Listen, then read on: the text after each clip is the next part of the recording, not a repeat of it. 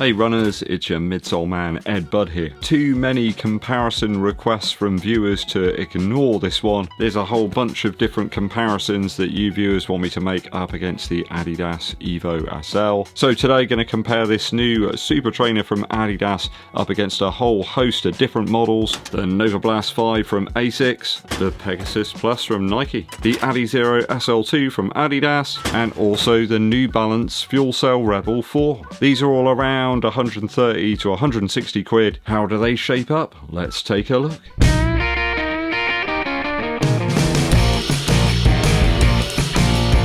Thanks for tuning in, people. It is always appreciated. Do help us to hit 100k. You know, we're slowly getting there, chipping away. Hit that subscribe button and give this video a thumbs up like. Also drop us a comment to help with the algorithm on YouTube. Dankeschön. Straight off the bat, the price of this shoe is very attractive. I do applaud Adidas for keeping it as low as they can. Still a top quality midsole here, even despite some of my reservations about the shoe. It's easily the cheapest one in today's video. The Novablast 5 has the most stack with 44mm in the heel of my pair at least, and the Pegasus Plus the highest drop with 10mm, though that one also has the highest cost. We got that Nike Premium coming in once again on that model, which takes the crown for the heaviest too, at over 300 grams. Rebel 4 is the lightest of the bunch by a good 14 grams over the Adidas Adizero Evo SL. I only tend to feature shoes in my videos that I have run in, that I've owned at some point, just so I've got some reasonable stuff to go from. There's a few people ask me why I didn't include certain shoes in certain videos. It's because I don't own them. I can't talk about a shoe I haven't tried out. So first comparison today, it's got to be the most asked for one. That is the Evo SL up against the Novablast 5. I think the upper on the Novablast 5 is a little bit more nuanced for me. It's a bit more sort of daily, I suppose. More tongue padding and much better length to the tongue as well. None of these cheap Adidas laces that we get here on this model and a few of the others actually. It wasn't always like that, you know, viewers. Back in the day, like the Adios 3 or 4, you got some decent quality laces there. But now we get these cheap thin things. So there's a touch more stack, in my pair at least, of the Novablast 5 up against the Evo SL. And that goes across the full length of the midsole as well. The tongue seems to stay in place a little bit better here as well on the Novablast compared to the Evo SL. I think you just get a slightly more satisfying step-in feel with this one out the box. I think Lightstrike Pro does take a little bit of pulverizing, I suppose, to get the best out of it. Now, I've got to say, outsole-wise, neither of these have absolutely blown me away. There is a slight improvement, I guess, on the Novablast 5 so far, but both are slippery when you're running on wet, smooth surfaces. If you've run on some stuff like that and it hasn't caused you any problem, well, great stuff. I'm glad to hear it. I think the Asics rubber formula here has improved over time. The more I've used it, it does seem to have got a little bit more sticky. It's just a bit more grippy now. I think the Evo SL could have benefited from some ridges on the outsole, just like its sort of cousin shoe, the SL2. I think it's down a preference a little bit with these two as to which one's going to work best for you. I think you got some considerable impact protection here in the Novablast 5. Might not be the sort of up for it shoe you're after, but if we're looking at sort of daily use, then I think it does just fine. The Evo SL certainly lighter and nimbler. 40 grams of weight though is quite noticeable when you get it on foot. Asics shoe does have a little bit more heft to it, so I think it's a slightly more versatile daily unit. Kind of enjoyed this one straight away, so if I had to have one on the imaginary desert island, I think it would have to be the Novablast 5 right now.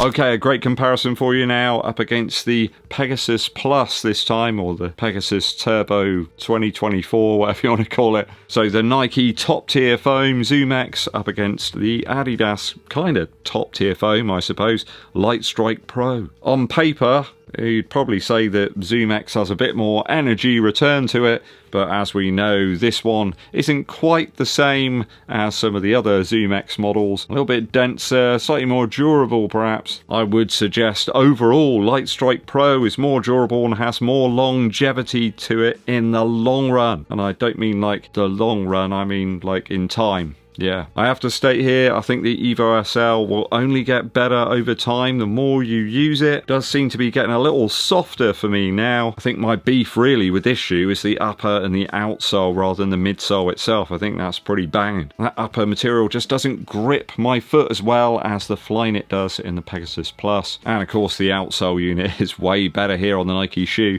At least Nike do know how to produce some decent outsoles that have some good grip. I was only commenting on that with Big Al on our long run today in the Zoomfly 6. That has got some fantastic grip. You got to choose between like waffles or bacon, then you always go for the waffles, right? For me, just a better fitting shoe in the toe box. It just feels like it's kind of gripping around your foot and kind of holding your foot down onto the midsole base. Neither shoe features a gusseted tongue this time.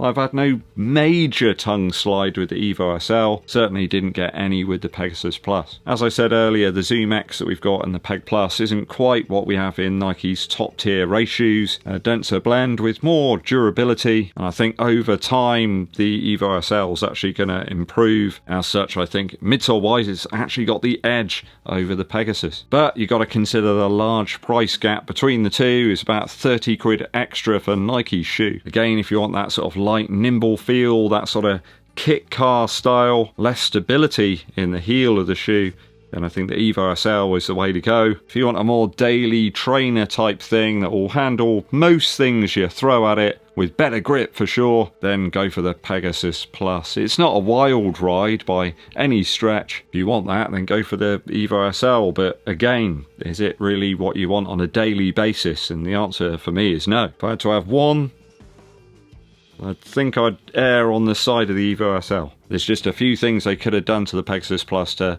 minimise the weight a little bit, just make it feel a bit more nimble and fun.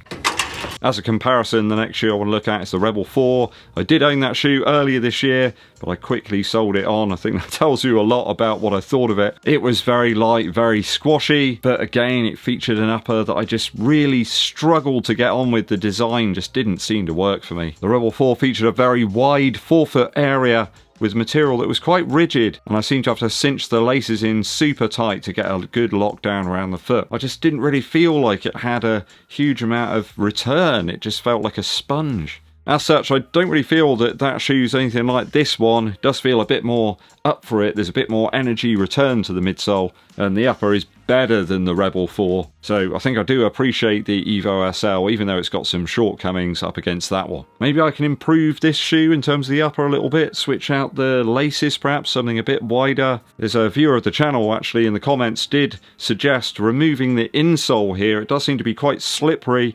Maybe I can get something in there that's got a bit more grip. That could improve things a little more. It's kind of strange really when you consider the squash that we had in the Rebel 4, when the original version of that shoe was actually quite firm and minimal. It's strange how 3 versions and a model can take on a very different role in a New Balance lineup. You have got about 5mm extra midsole stack across the whole of the footbed in the Evo SL versus the Rebel 4, and it's a little bit narrower as well over the New Balance shoe, and I think it just stays out of my sort of strike a little bit more, in the heel at least. As such, if we're thinking about a direct comparison between the Rebel 4 and the Evo SL, I think this is a far better shoe. Tiny bit cheaper as well.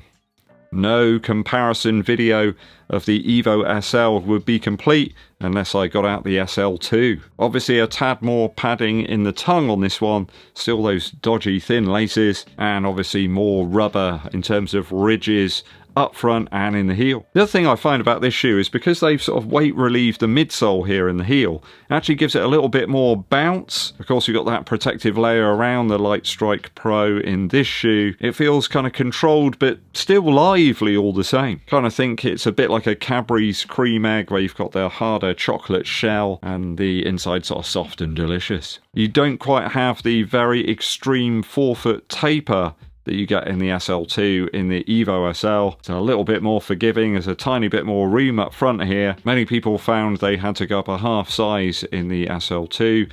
I thought it was actually okay in a UK 11. Not sure I'd want to go up a half size in this one. There'd be way too much room. Interesting, when you look at the weight, there's actually not a huge difference between the two. I mean, you got 3mm of extra midsole stack in the Evo SL, though the extra padding that we've got here, certainly in the tongue, doesn't actually seem to equate to a huge amount more weight. When you consider the price of the SL2 at the moment, sometimes you can pick them up for about 75 quid.